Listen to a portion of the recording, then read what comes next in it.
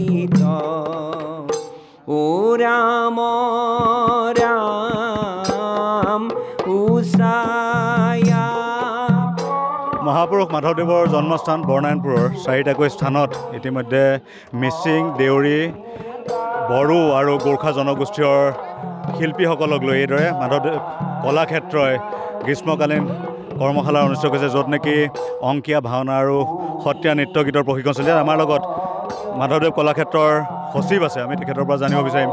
খুব এটা সুন্দৰ প্ৰয়াস লৈছে জনগোষ্ঠীয় লোকসকলৰ মাজত গুৰুজনাৰ এই আদৰ্শ প্ৰচাৰ। বৰনাৰায়ণপুৰৰ পবিত্ৰ ভূমি যেনেদৰে মহাপুৰুষ আতাপুৰুষসকলৰ জন্মেৰে আমাৰ উদ্ভাসিত হৈ আছে, ঠিক একেদৰে এই সমগ্ৰ বৰনাৰায়ণপুৰ বিভিন্ন জাতি জনগোষ্ঠীৰ সকলোৱে সন্মিলিতভাৱে থাকে এক মিলনভূমি। আৰু আমি সেইবাবে শ্ৰী শ্ৰী মাধৱদেৱ কলাক্ষেত্ৰৰ উদ্যোগত এইবেলি গ্ৰীষ্মকালীন বন্ধৰ সুৰুঙা লৈ আমি এক প্ৰশিক্ষণ কাৰ্যসূচী প্ৰথম পৰ্যায়ত 4টা জনগোষ্ঠীক সামৰি আৰম্ভ কৰিছিলোঁ। সত্ৰীয়া সংগীত আৰু অংকীয়া ভাওনা, সেইকেইটা হৈছে দেউৰী জনগোষ্ঠী, মিচিং জনগোষ্ঠী, আমাৰ বড়ো জনগোষ্ঠী আৰু গোৰ্খা জনগোষ্ঠী। আৰু আমি দেখিছোঁ প্ৰতিটো কেন্দ্ৰতে, প্ৰশিক্ষণ কেন্দ্ৰতে বিপুল সংখ্যক শিল্পী প্ৰশিক্ষাৰ্থীয়ে অংশগ্ৰহণ কৰিছে। শিশু চেমনীয়াৰ পৰা যুৱক যুৱতীৰ পৰা জ্যেষ্ঠজনলৈকে।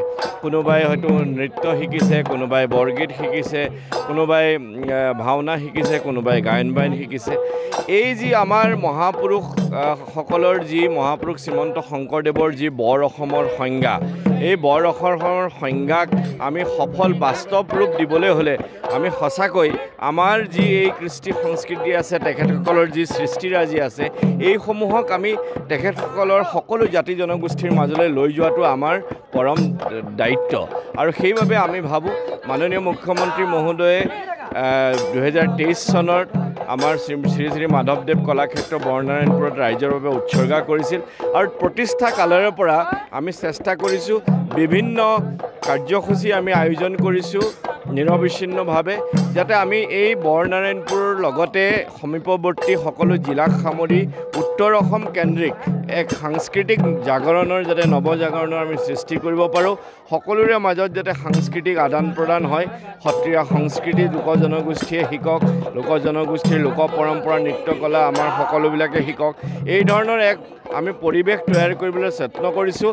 আৰু তাৰেই এক অংশ হিচাপে আমি যি এই প্ৰশিক্ষণ কাৰ্যসূচী আমি জনগোষ্ঠীয় কৰ্মশালাসমূহ আয়োজন কৰিছোঁ তাৰে এক অংশ আৰু আমি ভাবিছোঁ ইয়াৰ দ্বাৰা অনাগত সময়ত আমাৰ যি আকাংক্ষিত লক্ষ্য এখন সুন্দৰ সমন্বয় শক্তিশালী অসম গঢ়াৰ আৰু সেই লক্ষ্যত আমি উপনীত হ'বলৈ সক্ষম হ'ম আৰু তাৰ বাবে আমাক স্থানীয়ভাৱে সকলো জনগোষ্ঠীৰ যিসকল আমাৰ উদ্যোক্তা আছে তেখেতসকলেও আমালৈ বহু সহযোগিতা আৰু সহায় আগবঢ়াইছে।